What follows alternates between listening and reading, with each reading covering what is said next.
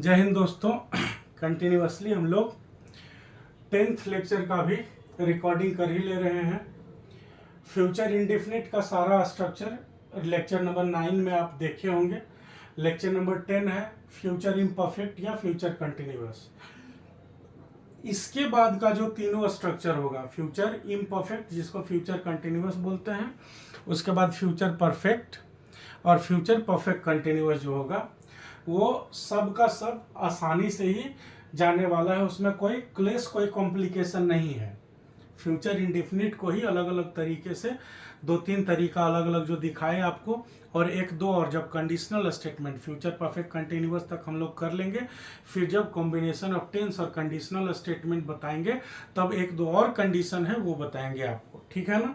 तो अभी देखते हैं तुरंत से कि फ्यूचर इम्परफेक्ट और फ्यूचर कंटिन्यूअस जिसे कहा जाता है वो क्या होता है। तो जब भी किसी एक पॉइंट पे हम लोग वैसे समय की कल्पना करेंगे, अभी प्रेजेंट में हम लोग आगे आने वाले समय में या जो नेक्स्ट में कोई काम की कल्पना करें और उसके बारे में बोलें कि अभी अगर वहां पे चला जाए तो क्या हो रहा होगा, तो उसका जो जवाब होता है वो फ्यूचर कंटिन्यूअस में दिखाया जाता है। जैसे आपसे कोई पूछे कि अभी बताइए राम क्या कर रहा होगा, या जब आप किसी का शेड्यूल आप जानते होंगे, आप जाएंगे कहेंगे कि बताओ तो 2 बजे आज राम वहां पे क्या कर रहा होगा, तो आप कहिएगा कि 2 बजे तुम जाओगे तो दिखेगा कि राम सो रहा है। मतलब 2 बजे की बात अगर अभी करें तो उसको ढंग से बोला जाए, टेंस के साथ बोला जाए, टेंस के अनुसार बोला जाए, लैंग्वेज के रूल्स के अनुसार बोला जाए तो क्या बोला जाएगा कि राम सो रहा होगा। अभी काव्या क्या कर रही होगी, तो अभी काव्या अपने दोस्त से फोन पे बात कर रही होगी। तो कर रही होगी का मतलब क्या है कि प्रेजेंट में अगर फ्यूचर के किसी टाइम की कल्पना करें, किसी भी पॉइंट ऑफ टाइम की कल्पना करें भविष्य के बात को, और पूछें कि अभी अगर हम लोग भविष्य में वहां पे पहुंच जाएं, अगर ऐसा संभव रहता, जैसे आज अभी बज रहा है 10:30 रात का, है ना, और हम लोग कल्पना करें कि 2 बजे रात में वहां पहुंचे, चाहे अभी का ही बात कर लें कि अभी वहां पे क्या हो रहा होगा, किसी दूसरी जगह की बात, तो उसका जो आंसर आएगा, उसका जो उत्तर आएगा वो आएगा फ्यूचर कंटिन्यूअस में कि अभी वहां ऐसा काम हो रहा होगा, चल रहा होगा, कोई भी फलाना व्यक्ति यह XYZ काम कर रहा होगा। वैसे सेंटेंस को हम लिखते हैं फ्यूचर इम्परफेक्ट, जिसको फ्यूचर कंटिन्यूअस भी बोलते हैं। आसान सा तरीका है, एग्जाम्पल है वह खा रहा होगा, रमेश सो रहा होगा, कोमल पढ़ रही होगी। शैल बी या विल बी लगता है, ध्यान रखिएगा फ्यूचर का कोई भी स्ट्रक्चर हो, चारों में से फ्यूचर इंडेफिनिट हो, फ्यूचर इम्परफेक्ट हो, फ्यूचर परफेक्ट और फ्यूचर परफेक्ट कंटिन्यूअस, चारों में से कोई भी हो, अगर नॉर्मल स्ट्रक्चर है, नॉर्मल स्ट्रक्चर मतलब जो लेक्चर नंबर 9 में आपको कंडीशनल सेंटेंस बताए थे या आगे कॉम्बिनेशन में बताने वाले हैं, तो उनको अगर छोड़ दिया जाए, जो नॉर्मल बात हो रही है फ्यूचर की, तो उसमें आपको चारों स्ट्रक्चर में शैल और विल दिखेगा ही दिखेगा। सिंपल वाला में सिर्फ शैल बी लगता है, कंटिन्यूअस में शैल बी या विल बी हो गया, परफेक्ट में शैल हैव या विल हैव होगा, हैज नहीं लगता है, ध्यान रखिएगा, शैल हैज नहीं होता है और विल हैज नहीं होता है, शैल हैव और विल हैव ही होता है। क्यों होता है जस्ट इसके बाद फ्यूचर परफेक्ट लिखेंगे तो आपको बताएंगे। कंटिन्यूअस में हो गया शैल बी या विल बी, परफेक्ट आएगा तो शैल हैव या विल हैव, और परफेक्ट कंटिन्यूअस आएगा तो शैल हैव बीन या विल हैव बीन होता है। मतलब शैल और विल तो आपको शुरुआत में दिखेगा ही दिखेगा, जो फ्यूचर का इंडिकेटर है। तो यहाँ पे है असर्टिव का structure subject plus shall be या will be plus V4 plus object plus etcetera. ये इंटरोगेटिव हो गया, ये निगेटिव हो गया और ये इंटरोगेटिव निगेटिव हो गया। जैसे इस एग्जाम्पल का चारों स्ट्रक्चर देखिए, वह खा रहा होगा तो he will be eating, will he be eating interrogative हो जाएगा, he will not be eating negative होगा और will he not be eating interrogative negative. बाकी के दो जो एग्जाम्पल्स हैं उनको मैंने यहाँ पे ट्रांसलेट किया है। सिंपल है, इसमें कोई मतलब कि इमेजिनेशन, अलग से परिकल्पना या कोई कंडीशन वाली इसमें बात एराइज नहीं होती है। सिंपल सा स्ट्रक्चर है, वो खा रहा होगा, सो रहा होगा, हंस रहा होगा, कहीं जा रहा होगा, कहीं से आ रहा होगा, किसी से बात कर रही होगी, चाहे कर रहा होगा, उसको हम सिंपली इस स्ट्रक्चर से बनाते हैं। इसमें बहुत ज़्यादा कुछ भी कॉम्प्लिकेटेड नहीं है। सेल बी या विल बी में वही है, जिसके साथ सेल लगता है उसके साथ सेल बी लग जाएगा कंटिन्यूअस वाले में, और जिसके साथ नॉर्मल में विल लगता है उसके साथ विल बी लग जाएगा। अलग से कुछ जानने का जरूरत नहीं है। ठीक है, क्लियर है ना? ये है फ्यूचर इम्परफेक्ट का स्ट्रक्चर। चारों का यहाँ पे ट्रांसलेशन भी है, बाकी दो एग्जांपल का ये ट्रांसलेशन हो गया। अभी हम लोग नेक्स्ट स्लाइड में लिखते हैं फ्यूचर परफेक्ट। वो भी आसान सा है। फिर करेंगे फ्यूचर परफेक्ट कंटिन्यूअस, और वो जब खत्म हो जाएगा तब हम लोग करेंगे कॉम्बिनेशन ऑफ टेंस, जो इम्पोर्टेंट एकदम है, ध्यान रखना उसमें बहुत जरूरी है। बहुत लोग फंसता है और वहाँ से क्वेश्चन भी बहुत अराइज होता है। ठीक है, तो नेक्स्ट स्लाइड लिखते हैं इसको फ्यूचर परफेक्ट का। ये है फ्यूचर परफेक्ट। अब हम फ्यूचर परफेक्ट में किसकी बात करते हैं? फ्यूचर परफेक्ट में हम वैसे घटना की बात करते हैं जिस घटना के बारे में हम अभी इमेजिन करें कि चलो हम लोग कोल्ड ड्रिंक लेके आते हैं, तो हम लोग कहेंगे क्या अभी तो 10:30 बज चुका है ना, और ज़्यादा हो चुका है, 10:30 बजे, रात से भी ज़्यादा। तो जाते जाते दुकान जाते जाते 11 बज जाएगा, तब तक तो दुकान बंद हो चुका होगा। मतलब आगे फ्यूचर में आने वाले किसी एक पॉइंट ऑफ टाइम पे किसी काम की बात करें और कहें कि वो जब समय आएगा तो आप देखोगे कि ये काम हो चुका है। तो उसके बारे में जब अभी बात करेंगे तो क्या कहेंगे कि ये तो हो चुका होगा, ये तो खत्म हो गया होगा। नहीं, जैसे चिकन बनाया है, अब दोस्त लोग को गंध पता चल गया कि अरे दोस्त के रूम पे चिकन बना है, तो वो कहेगा कि ठीक है हम भी आ रहे हैं। कहेगा भाई तुम मुसल्लापुर हाट से आओगे इधर बोरिंग रोड, तब तक तो पता चला कि सारा हम लोग चट कर चुके होंगे। मतलब जब तक तुम आओगे, अभी क्या है, हम लोग खाना शुरू करेंगे और भोजन खत्म होगा, ये फ्यूचर की बात है, अभी खाली तैयार हुआ है। लेकिन हम लोग अभी खाना शुरू करेंगे, तुम मुसल्लापुर से चल के बोरिंग रोड आओगे, तो उस पॉइंट ऑफ टाइम पे अभी 10:30 बजे आते आते 11 सवा 11 बज जाएगा। तो 11:15 बजे जब तुम आओगे तो तुमको पता चला, सामने दिखेगा कि सब खत्म हो चुका है। तो जब सामने दिखेगा कि तो कहेंगे खत्म हो चुका है, क्योंकि वो प्रेजेंट हो जाएगा, आप वहां पहुंच चुके हैं। लेकिन अभी ही हम 11:15 बजे वाला बात का इमेजिन करें, कल्पना करें, तो क्या कहेंगे कि 11:15 तक तो खत्म हो चुका होगा, इसलिए आने से कोई फायदा नहीं है। तो फ्यूचर में, आगे वाले समय में किसी एक पॉइंट ऑफ टाइम पे किसी काम को हम कंसीडर करें और तब हमें लगे कि तब तक तो ये हो चुका होगा, खत्म हो जाएगा, तो उस काम को हम लोग लिखते हैं फ्यूचर परफेक्ट में। फ्यूचर परफेक्ट का ट्रांसलेशन का क्या होता है? सेल या विल तो रहेगा ही, जस्ट हमने अभी आपको बताया। इसके साथ क्या लगता है? हैव। ध्यान रखिएगा, सेल या विल के साथ हमेशा कोई भी वर्ब होता है उसका V1 फॉर्मेट जुड़ता है, क्योंकि ये मोडाल्स होते हैं। मोडाल्स हमेशा किसी भी वर्ब का V1 फॉर्मेट अपने साथ लेता है। तो जब ये modals shall, should, can, could, will, would, may, might, इनमें से कुछ भी हो, तो आगे इसी स्ट्रक्चर के कारण, V1 वाला स्ट्रक्चर लेने के कारण, ये अपने साथ हमेशा हैव लेता है। इसलिए सेल हैव और विल हैव लगता है। May have, can have, could have, should have, would have, might have, हमेशा हैव ही लगता है, कहीं हैज और हैड नहीं लगता है। सिर्फ HAVE हैव लगेगा। तो क्या है? परफेक्शन को दिखाने वाला ये जो मेन वर्ड होता है ना, हम लोग वर्ब का बेसिक्स पढ़े तो उसमें क्या पढ़े हैं कि प्राइमरी हेल्पिंग वर्ब 3 होता है, डू, बी और हैव। तो जो परफेक्ट स्ट्रक्चर को दिखाता है, जो कंप्लीटेड एक्शन को, जो इस बात को दिखाता है कि काम खत्म हो चुका है, उसके लिए क्या होता है? Main word have. तो इसीलिए shall have, will have, can have, could have, माने जितना भी मोडाल्स है उसके साथ क्या होता है, हैव होता है, हैज या हैड नहीं होता है। ठीक है। अब ये है असर्टिव या अफर्मेटिव कह लें इसको, ये इंटरोगेटिव, ये निगेटिव और ये इंटरोगेटिव निगेटिव। आपके सामने 3 एग्जाम्पल्स लिखे हुए हैं। वह अपना काम पूरा कर चुका होगा, है ना। जैसे 10 बजे दिन में बात कर रहे हैं क्या कि चलते हैं आज उससे मिलते हैं, तो कोई कहेगा कि अरे वो तो काम कर रहा है, सुबह से ही फ़ोन किया था तो बोला था कि आज तो बहुत काम है। तो कहेंगे अरे हम लोग को तो पहुंचने में भी 4 बज जाएगा, अभी 10 ही बज रहा है, 100 किलोमीटर से आगे उसका गांव पड़ता है, घर पड़ता है, तो जब तक हम लोग पहुंचेंगे तब तक तो अपना काम पूरा कर चुका होगा।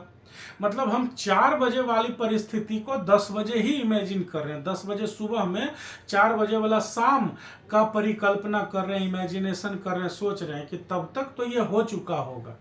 तब क्या लिखा हुआ है, वो अपना काम पूरा कर चुका होगा, वे लोग जा चुके होंगे, है ना। कहीं जाना है हम लोग को, लोगों से मिलने के लिए लेट हो गए, कहेंगे अब कोई फायदा नहीं है, वहाँ पहुँचोगे तो पता चला कि सब चल गए हैं, मतलब उस वक्त तक सारे लोग जा चुके होंगे, काम खत्म हो चुका होगा, कोई मिलेगा नहीं तो जाने से क्या फायदा। और मैं वहां से वापस आ चुका होऊंगा, है ना। अब आप फोन कीजिए कि कहाँ हो भाई, तो हम कहेंगे कि कहीं बाहर है, तो अरे प्लान बन रहा था कि तुम्हारे रूम पर आके कुछ पार्टी उटी होता, खाना पीना चलता, खाना चलता, पीना का बात हटा देते हैं, तो खाना वाना बनता, हम लोग खाते, एक साथ बैठते, गप्पे मारते, तो हम बोलेंगे ठीक है आ जाओ, तो नहीं तुम हो नहीं तो आने से क्या फायदा। तो मैं बोलूँगा कि अरे तब तक हम आ चुके होंगे, टेंशन मत लो, तुम लोग को भी पहुँचने में तो 1-2 घंटा लगेगा, तब तक हम आ चुके होंगे वापस, इसलिए तुम भी चल दो उधर से, मैं भी इधर से चलता हूँ। तो इन्हीं सारे जो स्टेटमेंट्स इस तरह के नेचर के होंगे उनको हम किस में लिखते हैं, फ्यूचर परफेक्ट में। स्ट्रक्चर ये है, वह अपना काम पूरा कर चुका होगा का चारों स्ट्रक्चर। पहला असर्टिव क्या है, he will have completed his work, वह अपना काम पूरा कर चुका होगा। ये इंटरोगेटिव, ये नेगेटिव, ये इंटरोगेटिव निगेटिव। बाकी के जो 2 एग्जांपल्स हैं उनका ट्रांसलेशन यहाँ पे है। ठीक है, तो ये रहा फ्यूचर परफेक्ट। जितने भी स्ट्रक्चर्स को हम लोग पढ़ रहे हैं वो सब का हम आपको ट्रांसलेशन भी देंगे पीडीएफ में, 2-3-4 पेज रहेगा, अलग अलग से सेक्शन किया हुआ कि ये प्रेजेंट का देखिए सिंपल का है, कंटिन्यूअस का है, परफेक्ट का है, परफेक्ट कंटिन्यूअस का है। इसको चारों स्ट्रक्चर से बनाइएगा। तो कुछ वैसे सेंटेंस को हम लिखेंगे, हर सेक्शन में 10-10 15-15 सवाल रखेंगे, ताकि ट्रांसलेशन का जितना भी कॉम्प्लिकेशन है सब उसमें आ जाए, और उसको जब आप एक बार चारों तरीके से बना लें तो ट्रांसलेशन बनाना आ जाए। तो हम आपको होमवर्क भी देंगे अभी कुछ एग्जाम्पल्स को बस समझाने के लिए, क्योंकि क्लास के दौरान अगर हम बहुत ज़्यादा एग्जाम्पल को एंटरटेन करेंगे तो फिर क्लास 10 लंबा चैप्टर है, पता चला 25, 30, 40 क्लास का चला गया। तो हम आपको होमवर्क देंगे, स्ट्रक्चर समझाते जा रहे हैं, एग्जाम्पल भी समझाते जा रहे हैं, हम आपको होमवर्क देंगे, होमवर्क आप बनाइएगा, सॉल्यूशन भी उसमें दिया हुआ रहेगा, पूरा ट्रांसलेशन बना हुआ भी रहेगा, हम हिंदी में आपको देंगे, पीछे आंसर में उसका ट्रांसलेट करके इंग्लिश में दिया हुआ रहेगा, आप बना के मिलाइएगा। कहीं भी कन्फ्यूजन होगा तो आप कमेंट बॉक्स में डालिएगा कि जो असाइनमेंट मिला है उसका क्वेश्चन नंबर इतना है, सेट 1 का चाहे सेट 2 का, आप बताइए कैसे होगा, तो हम बता देंगे। और इसके बाद फ्यूचर का आखिरी सेक्शन जो है फ्यूचर परफेक्ट कंटिन्यूअस, उसको लिख लेते हैं, और उसको एक्सप्लेन करने के बाद हम लोग शुरू करेंगे कॉम्बिनेशन ऑफ टेंस, कि एक साथ प्रेजेंट, पास्ट, फ्यूचर तीनों या तीनों में से कोई भी 2 का सेंटेंस मिला के लिखा हुआ रहे, तब हम ट्रांसलेशन कैसे बनाएंगे। फ्यूचर परफेक्ट कंटिन्यूअस अभी पढ़ेंगे, इसके बाद कॉम्बिनेशन ऑफ टेंस शुरू करेंगे। ठीक है, और ये फ्यूचर परफेक्ट कंटिन्यूअस है।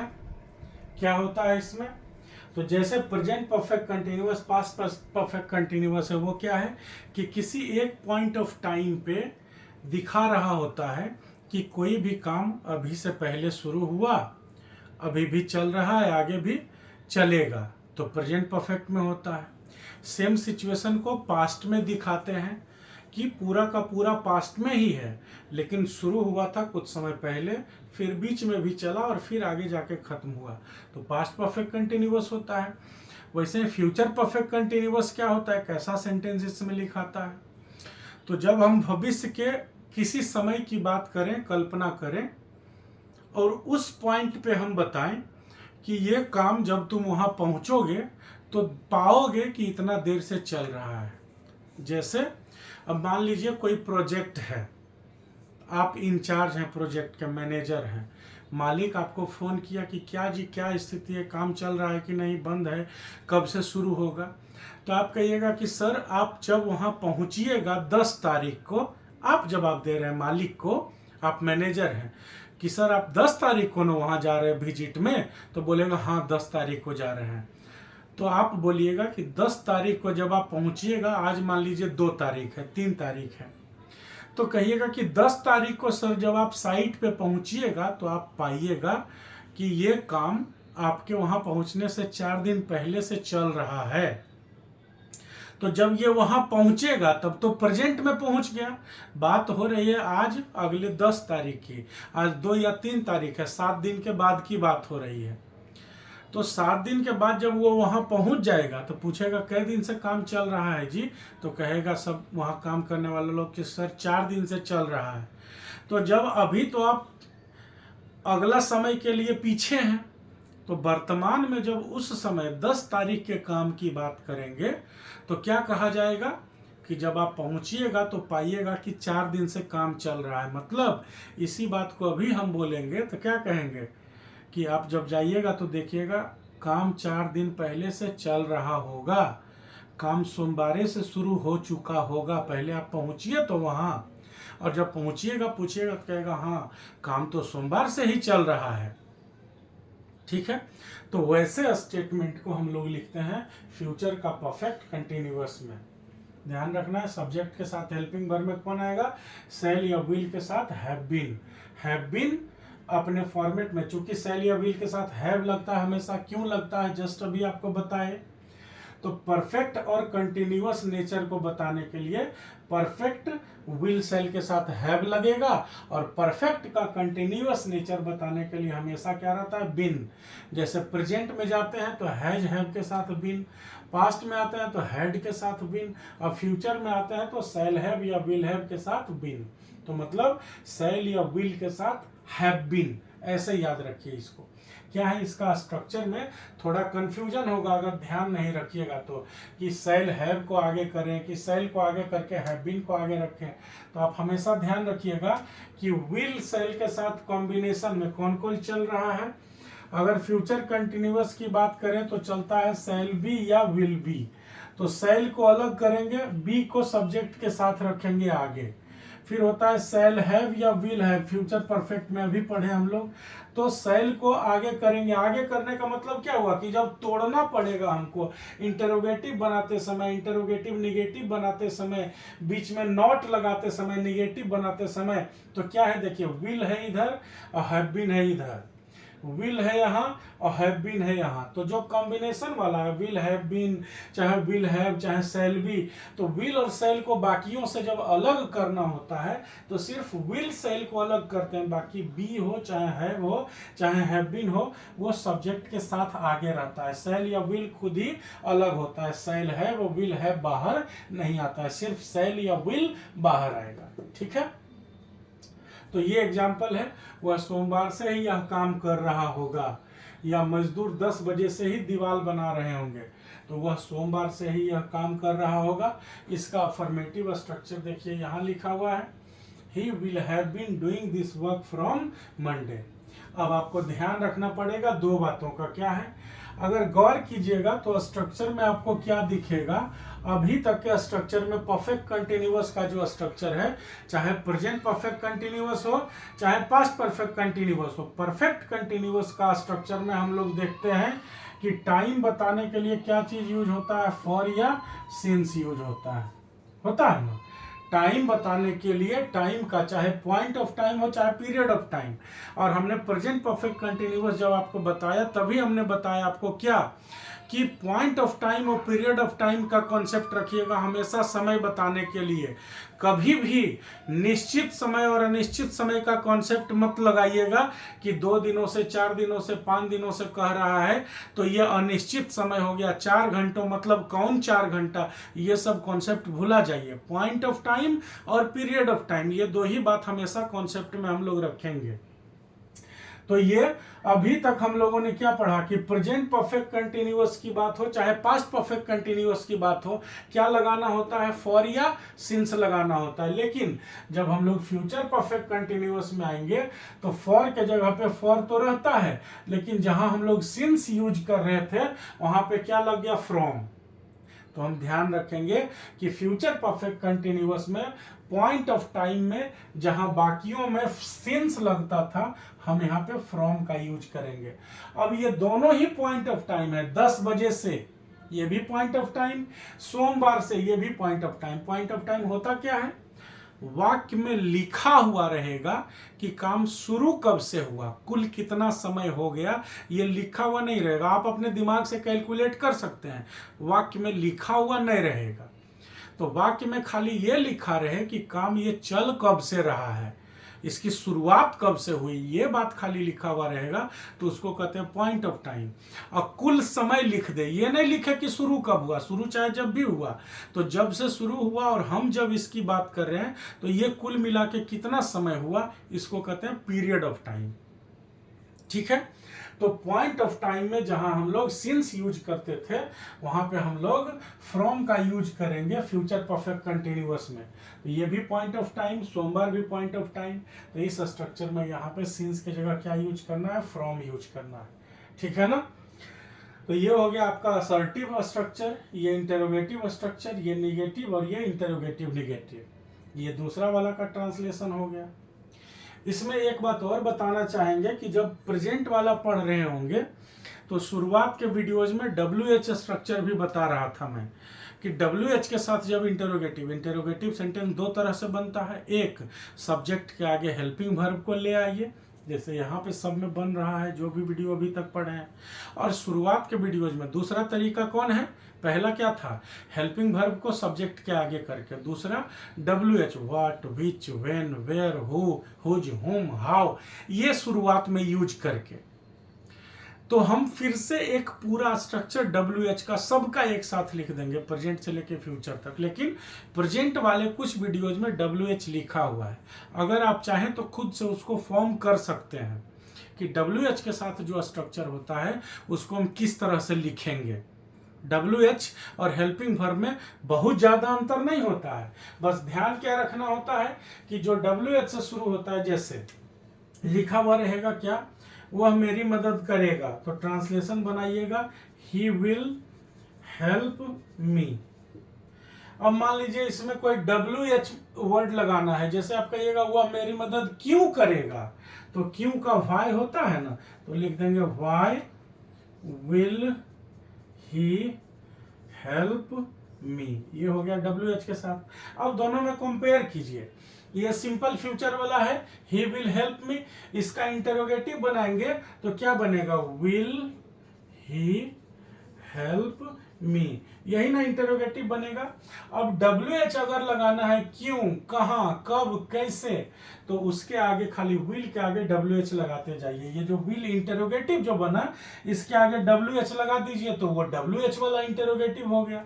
जैसे वह मेरी मदद क्यों करेगा तो वहां पे वाई लगा दिए, कहां करेगा तो वेयर लगा देंगे, कब करेगा तो व्हेन लगा देंगे, कैसे करेगा तो हाउ लगा देंगे। वह मेरी मदद कैसे करेगा, how will he help me, कब करेगा, when will he help me, where will he help me. तो कोई भी स्ट्रक्चर है इंटरोगेटिव वाला जो बन रहा है, उस इंटरोगेटिव स्ट्रक्चर को WH के साथ लिखने के लिए क्या करेंगे, तो कुछ नहीं करना है। जो सिंपल तरीके से ये वाला इंटरोगेटिव स्ट्रक्चर सब में लिखवाए हैं वो इंटरोगेटिव स्ट्रक्चर लिख दीजिए, और ये जो हेल्पिंग वर्ब शुरू में रहता है इसके आगे WH, what, whose, when, who, where जो रहता है, हाउ, वो यहाँ पे बस लगा दीजिए, कहानी खत्म। ठीक है, तो ये 12 स्ट्रक्चर हम लोग टेंस का पढ़ लिए। प्रेजेंट से लेके फ्यूचर तक उसका ट्रांसलेशन बनाने का स्ट्रक्चर जान लिए, एग्जाम्पल्स जान लिए, क्या क्या कंडीशन है, किन बातों का ध्यान रखना ये जान लिए। अब हम लोग अगले वीडियो में पढ़ेंगे कॉम्बिनेशन ऑफ टेंस, कि एक साथ 2-3 तरह का लिखा जाएगा तब किन बातों पे ध्यान देना होगा, और कितने तरह से सेंटेंस बनते हैं उनका ट्रांसलेशन कैसे होगा, इमेजिनेशन का, कल्पना करने का, और क्या क्या सिचुएशन होता है वो पढ़ेंगे हम लोग। तो ये सारी चीज़ें हम लोग अब नेक्स्ट वीडियो में करेंगे, ठीक है। तब तक के लिए इसको यहीं बंद करते हैं, रोकते हैं। और आपको फिर हर बार की तरह मैं यही बोलूँगा कि वीडियो अच्छा लगता है तो दोस्तों के साथ शेयर कीजिए, उन्हें बताइए। यूजफुल अगर लग रहा है तो चैनल आप भी सब्सक्राइब कीजिए, दोस्तों से भी करवाइए, वीडियोज़ को लाइक ज़रूर कीजिए, शेयर ज़रूर कीजिए, और इस पर कमेंट ज़रूर कीजिए। खराब कुछ दिखा तो हम सीखेंगे, उसको सुधारेंगे, इसलिए खराब भी लगे तो कमेंट कीजिए, और अच्छा लगे तो थोड़ा सा हम भी सेटिस्फाइड हो जाएंगे कि नहीं, मेहनत कर रहे हैं, सही डायरेक्शन में जा रहे हैं, बच्चों को अच्छा लग रहा है, इसलिए कमेंट भी ज़रूर कीजिए। तब तक पढ़ते रहिए, स्टे हेल्दी, थैंक यू।